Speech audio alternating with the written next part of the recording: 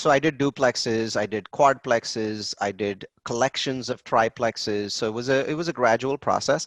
But what really happened was not buying properties. What really happened was me starting to say, what else can I hack or change or use technology in? So it was really a jihad. It was a crusade, and it had nothing to do with buying properties. It was just all about, it seems like this real estate people, they're different from us geeks in that they don't think like us, they don't behave like us. So maybe there's an angle here that I can use, and then I can publish it on the web and tell people about it, right? So there was this great, like everything had to be published on the web. So what I started doing was, so I went to another guy and I said, I want to spider the Census Bureau website, the BLS website. I want to spider Zillow and Trulia and all these other websites. And I want to build a big database because I'm going to try and figure out the answer to the question, what are the best cities in America to invest in? And what are the best neighborhoods in those cities? So that question became an absolute fanatic obsession for me, right? So I was like, I have to be able to answer this in a quantitative way. And then within that quantitative way, I have to be able to answer it in a qualitative way, right? Those are the two things that geeks like us care about. We want quantitative analysis, but then we want qualitative analysis.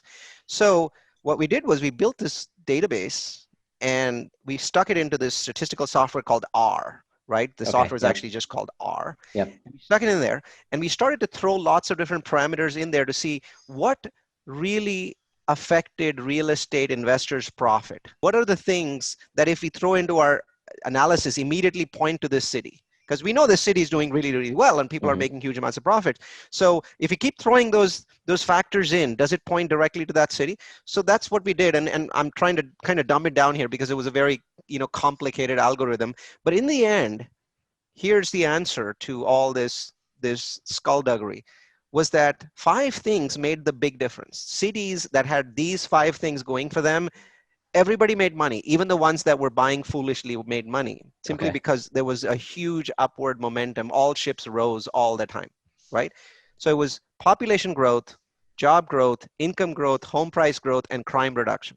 Immediately, the moment I say this, people are like, no, but you didn't look at schools. You didn't look at poverty levels. And the answer is, I did. I stuck in the schools and ended up with the same exact list of cities. So when I took the schools out, because the list was the same and I wanted the simplest possible system, I didn't do schools. You want to add schools, go at it. I mean, I'm sure there's a benefit.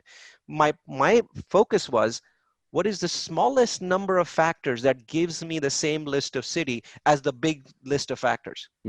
And so we did that. Then we basically switched to the neighborhoods and we found 5 other factors for neighborhoods, similar factors like poverty level, ethnic mix, right? So neighborhoods with a ethnic mix that was diverse were very easy to rent up. But neighborhoods that had one ethnic mix, like all whites, all blacks, all Latinos, was very difficult because most of your leads got wasted. People would come, show up, waste your time, but then they'd realize everyone living in here is a Latino, and I'm not Latino, I'm Chinese. I'm not going to live here, right? So they would waste a lot of your time. So we found that actually, if there was an ethnic mix which had lots of different ethnicities, you had a much higher chance of closing your marketing leads, right, for tenants. Then we put it on our website, and then we realized that very few people were looking at it. I mean, the people that looked at it absolutely adored it. They loved it. They were like, oh my God, this is the best thing ever, because in 10 minutes, I can look at a city that I've never even heard of and tell you things about it that a broker that lives in that city wouldn't be able to tell you, right? It was that powerful.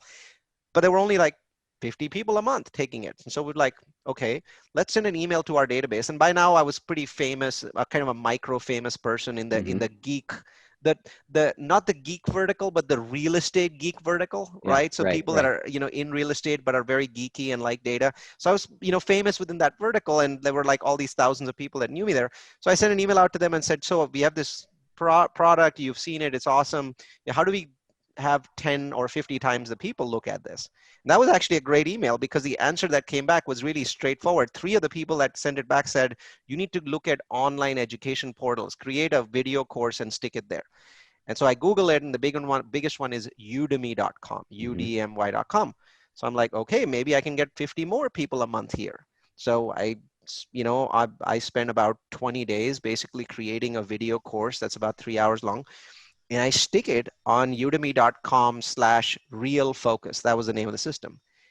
And it just exploded. I mean, Wow. so if yesterday I was showing somebody how many students I have on that course right now, there are 6,420 people taking the course just Wow. yesterday, right? Wow. Wow. And there are 600 five-star reviews, which are more reviews than all of the real estate courses on Udemy put together. And the average review is 4.8 out of 5. So it just went nuts because people realize that this guy is a geek who's not even a real estate guy. He does something in Hmm. tech. He has a full time tech job, but he loves doing all this, skullduggery with numbers, right? This geekery, and then just gives it away. And so people loved that. And it gave me notoriety and gave me that mad scientist tag that I enjoy so much now, right? Because it urges me on to do new experiments. So and what it also gave me is a big database of people. Udemy doesn't give me email addresses of people, but they like me so much they'd find their way to me, Hmm. right? So they'd Hmm. find their way to Right. multifamilyu.com, to Grow Capitalist. You see that behind me, growcapitalist.com. That's our website. Because by this time I was beginning to transition into real estate. I was like, hey, people like what I'm doing. Why shouldn't I charge for it? Right. Yeah. So at some point when the company was sold, I took 3 months off, realized that retirement is an absolutely horrible concept when you're 40 years old. You're just going to kill yourself, right? Yeah. I mean, I was depressed. And then so it's like, okay, what's next? And it's like, well, this technology real estate thing looks good. Let's try that. And, I've already been doing some of these cool things, so I'm going to do more of it.